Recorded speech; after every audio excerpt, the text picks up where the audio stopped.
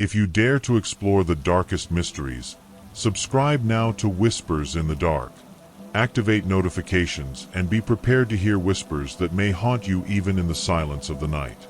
Real stories, mysterious events, and spine-chilling tales. But beware, fear will always be your companion here. Click the subscribe button before it's too late. Exploration of an abandoned hospital. It was supposed to be just another night of us being stupid, honestly. My friend Jake had been bugging me for weeks about checking out that old hospital on the edge of town. You know the one.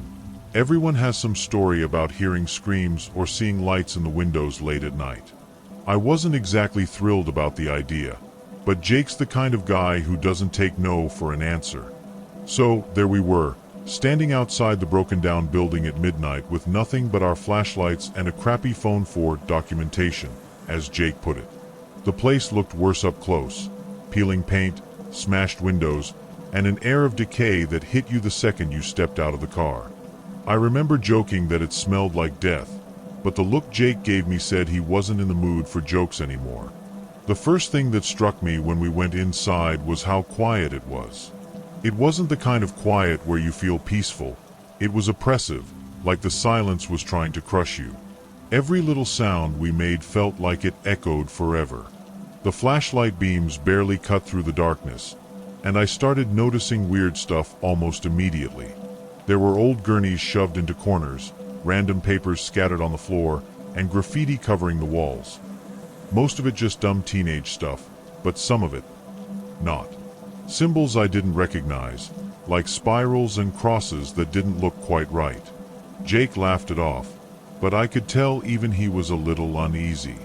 Then we walked into this one hallway, and that's when things started to feel wrong. The hallway felt colder, like noticeably colder than the rest of the place. I even joked about it, saying something like, "Guess they forgot to turn off the AC," but Jake didn't laugh. He was shining his flashlight ahead, and I could see his hand was shaking a little. That's when we noticed the smell. It was this horrible, sour stench, like a mix of rotting meat and damp wood. We followed it, of course, because Jake just had to find out where it was coming from. That's when we saw them. A pile of dead birds, all twisted and broken, right in the middle of the hallway. I'm talking at least a dozen of them, maybe more. Their feathers were matted, and some of them looked fresh, too fresh. The smell was overwhelming, and I was about to throw up when Jake grabbed my arm and pointed at something on the wall behind the pile. It was a message, written in what looked like dried blood. The letters were jagged and uneven, like whoever wrote it was in a hurry. It just said, "Leave." Simple, but effective. Jake muttered something under his breath, probably a curse, and turned around to bolt, but I wasn't ready to leave just yet. I don't know why, but I felt like I needed to keep going, like there was something we were supposed to find. Against my better judgment, I convinced Jake to push further down the hall. The silence started to change, though. We began hearing faint noises, scratches, like something moving behind the walls. Every so often, I thought I caught the sound of footsteps, but they never seemed close. Jake whispered, "This is insane," and for once, I agreed with him. We found an old staircase at the end of the hallway. The metal was rusted, and the steps creaked so loudly I thought they might collapse under us. Jake tried to convince me to turn back, but I was too far gone. I felt like something was pulling me forward, like I had to see what was upstairs. The second floor was even worse than the first. The air felt heavy, and there were these weird stains on the floor and walls, almost like rust but darker, almost black. Our flashlights barely lit the space, but we could make out old hospital beds pushed against the walls, most of them broken or overturned. Then we heard it, a loud thud coming from somewhere down the hall. Jake froze, his flashlight beam trembling as it darted around. "We need to go," he hissed, but I couldn't move. I just stared into the darkness, waiting for something to step out of it. That's when I saw them. At first, just shadows. They were at the far end of the hall, standing still, barely illuminated by the faint moonlight coming through a cracked window. My breath caught in my throat as I realized they weren't just shadows, they were people. At least 5 of them, maybe more, all wearing these long, dark robes with hoods that covered their faces. They weren't moving, just standing there, almost like they were waiting for something. I tugged on Jake's sleeve, trying to get him to look, but when he saw them, he didn't wait. He bolted, leaving me frozen in place. I wanted to run after him, but my feet wouldn't move. And then, one of them turned its head, like it knew I was there. The moment the figure turned toward me, I swear I felt its gaze, even though I couldn't see its face. It was like a wave of ice washed over me, paralyzing every muscle in my body. The others started moving then, slowly, like they were gliding more than walking. My flashlight flickered, and in that split second of darkness, I thought I heard whispering. It wasn't clear, more like overlapping voices, just at the edge of hearing, but it made my skin crawl. The figure closest to me raised an arm, and I saw what looked like a knife glinting in the light. That was enough to snap me out of it. I turned and ran, my legs shaking so badly I almost tripped on the stairs. When I caught up to Jake, he was at the entrance, frantically trying to push the door open, but it wouldn't budge. "It was fine when we came in," he yelled, his voice cracking. I grabbed the other side and pulled, and suddenly, the door flew open so hard we both fell backward. That's when I heard the footsteps, fast, deliberate, coming down the stairs behind us. I didn't even look back. I just grabbed Jake and bolted for the car. My heart felt like it was going to explode as we scrambled inside and locked the doors. The building loomed behind us, dark and silent again, but I swear I could still feel those eyes on me as we peeled out of the parking lot. We didn't say anything for the first few minutes of the drive. The silence in the car felt just as heavy as it had in the hospital. Jake's hands were gripping the steering wheel so tightly that his knuckles were white. I was shaking so badly I could barely hold my phone, but I managed to look at the photos we'd taken inside. Most of them were just blurry shots of the hallways and junk we'd seen, but one picture made my stomach drop. It was from the second floor, right after we'd heard the thud. There, in the background of the photo, was a shadowy figure standing by one of the overturned beds. Its face, or what should have been a face, was just a blank, pale oval, like it was covered in skin. I dropped my phone in my lap and told Jake to pull over. I thought I was going to be sick. When we finally stopped, Jake looked at me with this wild, panicked expression I'd never seen before. "We're never going back there," he said, his voice barely a whisper. I nodded, but deep down, I couldn't shake the feeling that whatever we'd seen wasn't just inside that hospital. It had followed us. The rest of the night was a blur. I stayed at Jake's place because there was no way I was going home alone. Every little sound made me jump, and I kept checking the windows, half expecting to see one of those robed figures standing outside. I didn't sleep at all. Even now, weeks later, I can't get it out of my head. I don't know what they were doing or why they were there, but I do know one thing. Whatever we interrupted, we weren't supposed to see it. I've tried to piece it together, you know? Maybe it was just a group of weirdos messing around in an old building, but it didn't feel like that. The atmosphere was too wrong. It's hard to explain, but it was like the place itself was alive, watching us, feeding off our fear. And that thing in the photo, that wasn't human. I don't care what anyone says. I deleted it the next morning. Jake told me I was overreacting, but I couldn't stand having it on my phone, like it was some kind of doorway back to that night. He hasn't mentioned the hospital since, and neither have I. It's like an unspoken rule now. But sometimes, I still hear it, the whispering.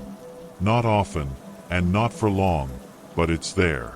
Just faint enough to make me doubt myself, but clear enough to send chills down my spine. A few nights ago, I woke up around 3 a.m. to the sound of footsteps in my hallway. I grabbed a bat and checked every corner of my apartment, but no one was there. The door was still locked. I know it sounds crazy, but I can't shake the feeling that they're not done with us. Maybe we didn't just interrupt something that night. Maybe we became a part of it. And the worst part? I have no idea if it'll ever stop. The man on the deck. When I was 10, I went to my best friend Lily's house for a sleepover.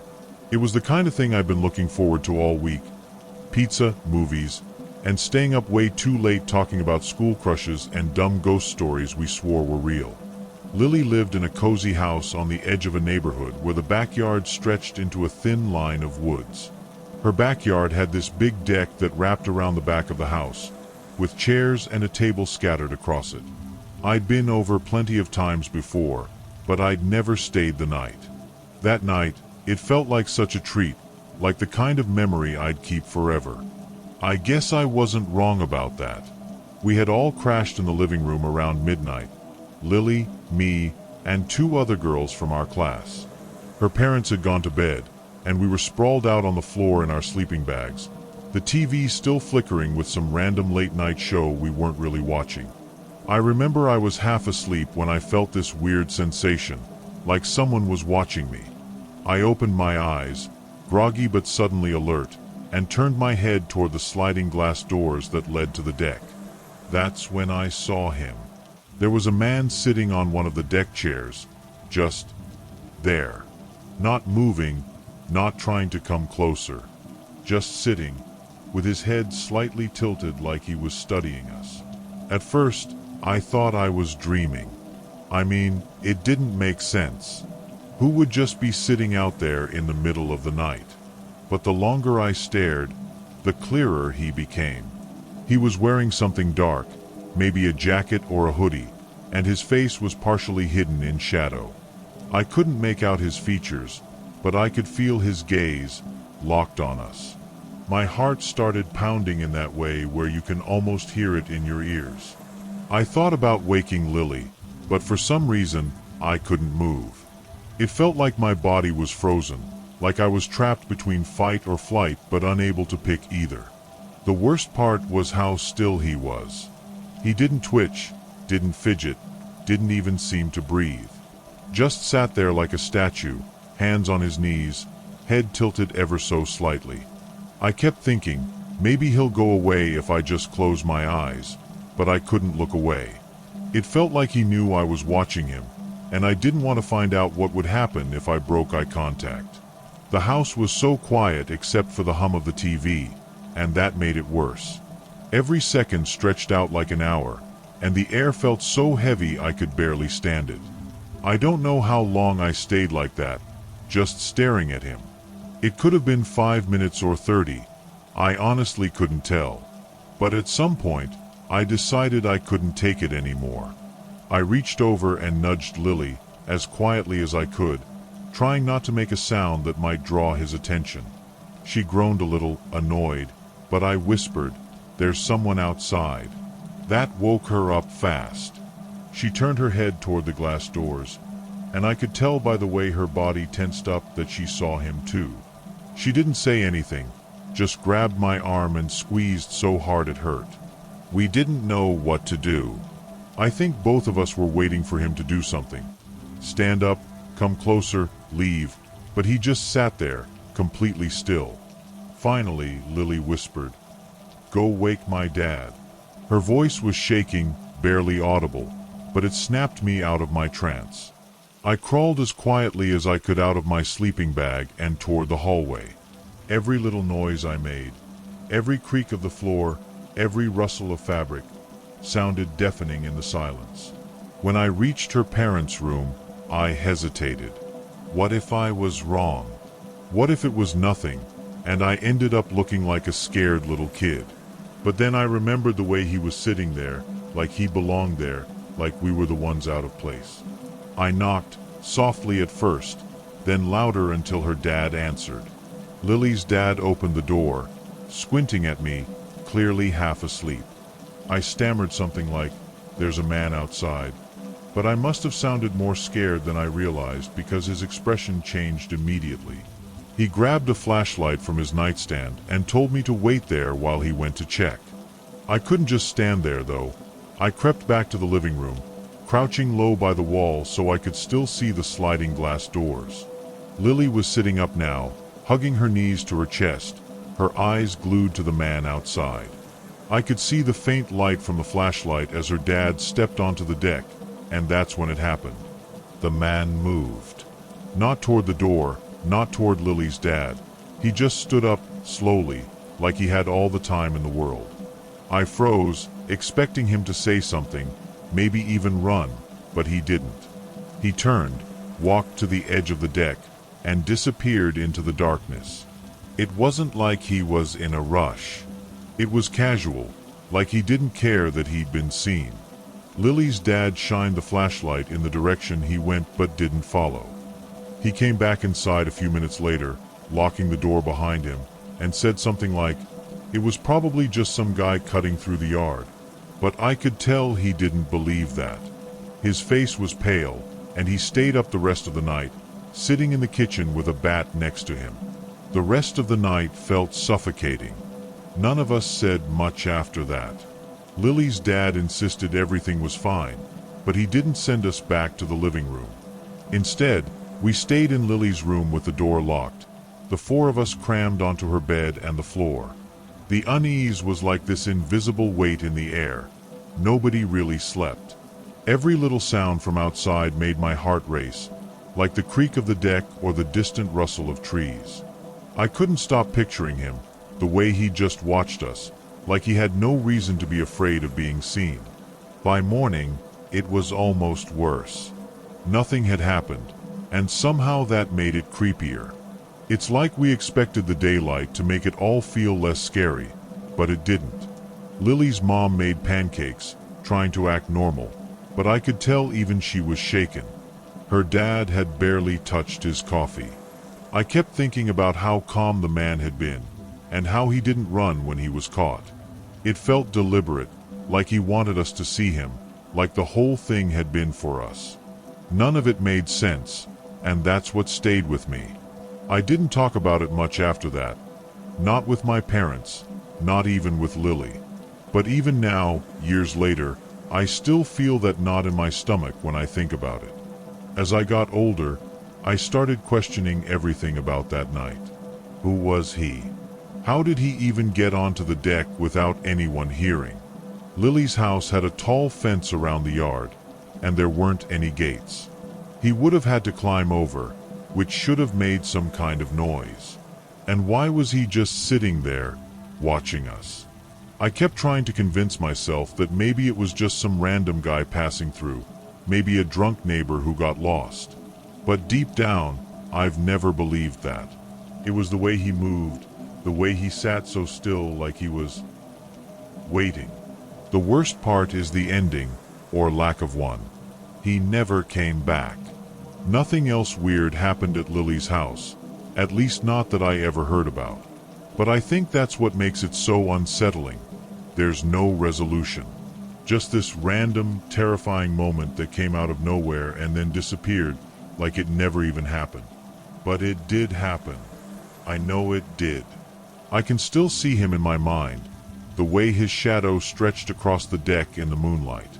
It makes me wonder how many other nights he'd been out there, watching, and we just didn't wake up to see him. The figure in the overgrown lot. I don't even know why we thought it was a good idea to sneak into that lot. We were 11 and bored out of our minds, which probably explains it. There was this overgrown patch of land at the edge of our neighborhood, fenced off with a rusted gate that was always padlocked.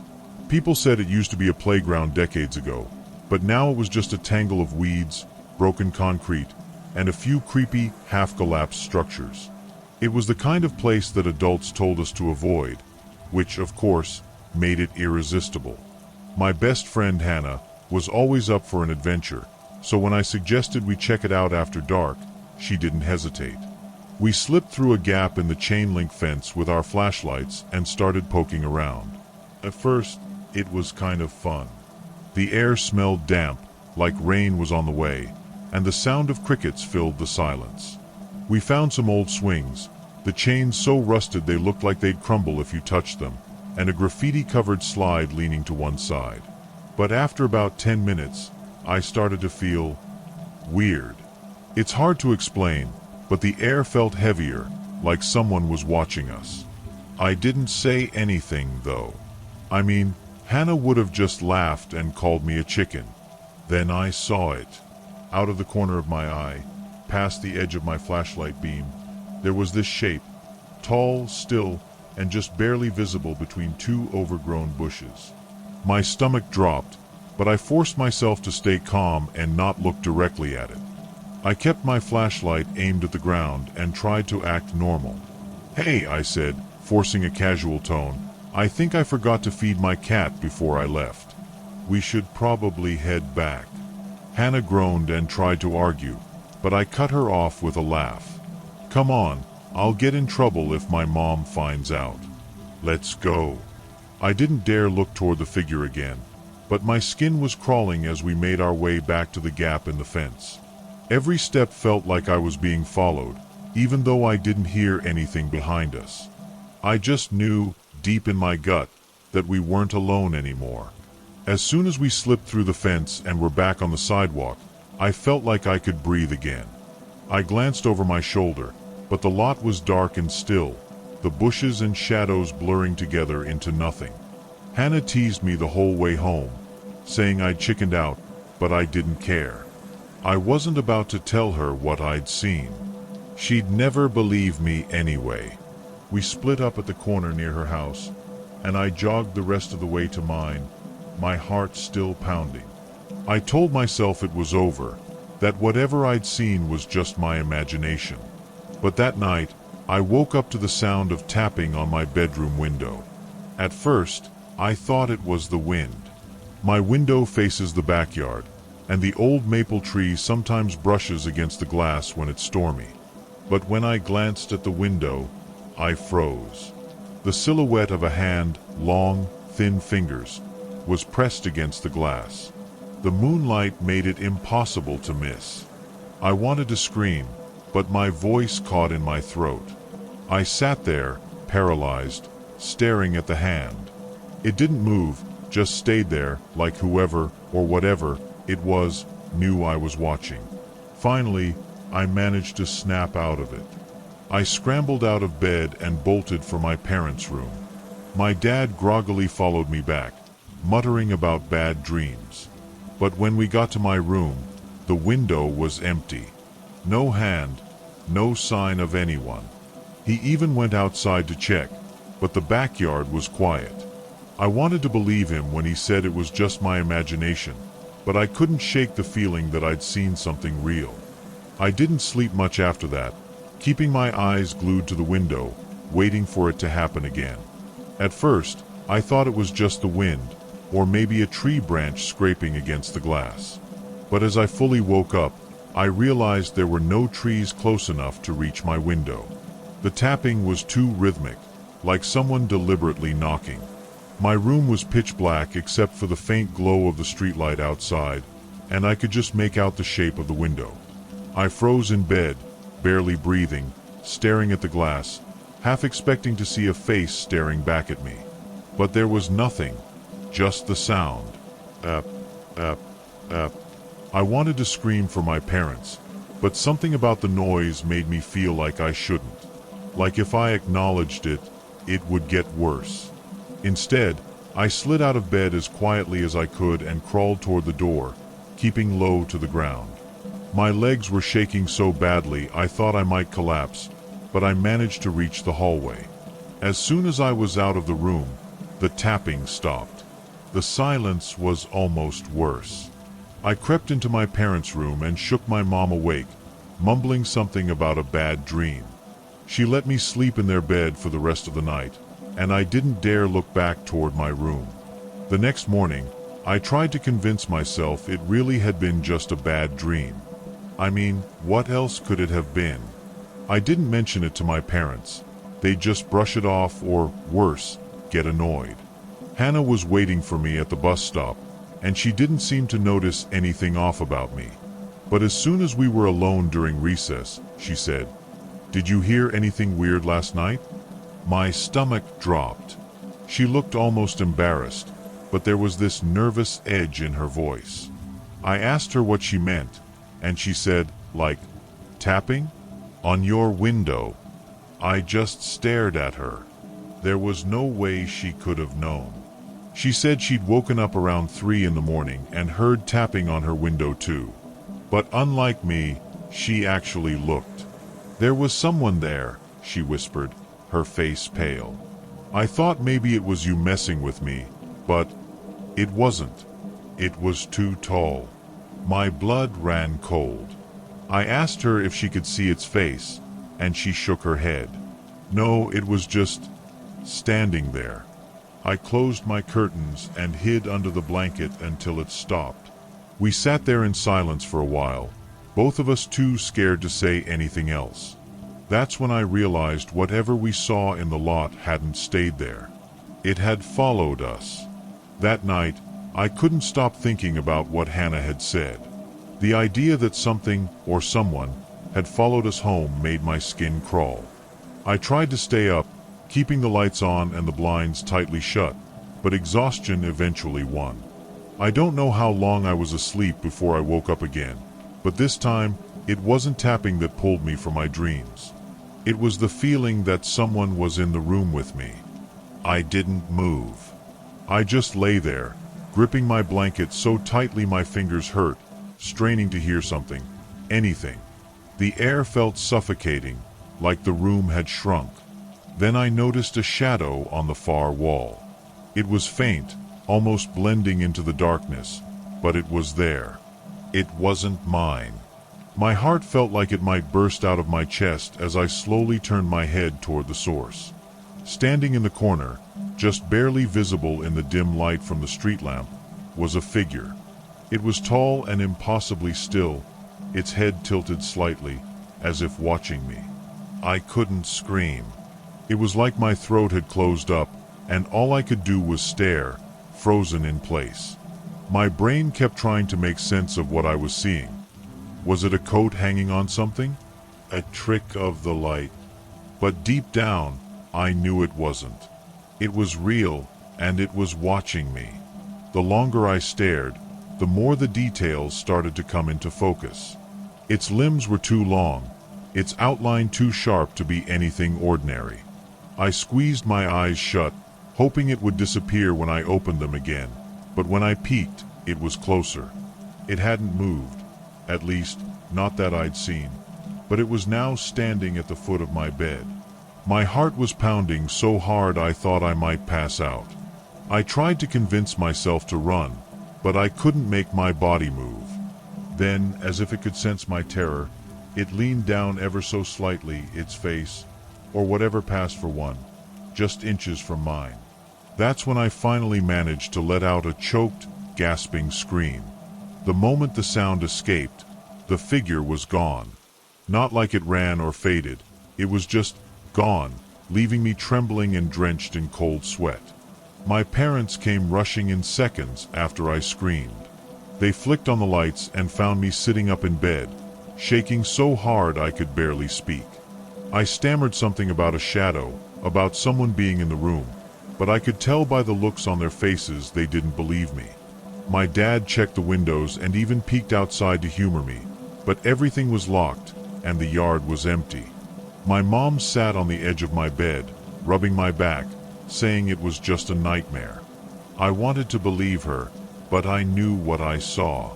The next day at school, I was too scared to tell Hannah what had happened. I didn't want to freak her out more than she already was. But when I saw her in the hallway, she looked pale and tired, like she hadn't slept all night. During lunch, she pulled me aside and whispered, "It came back." She didn't need to explain what she meant.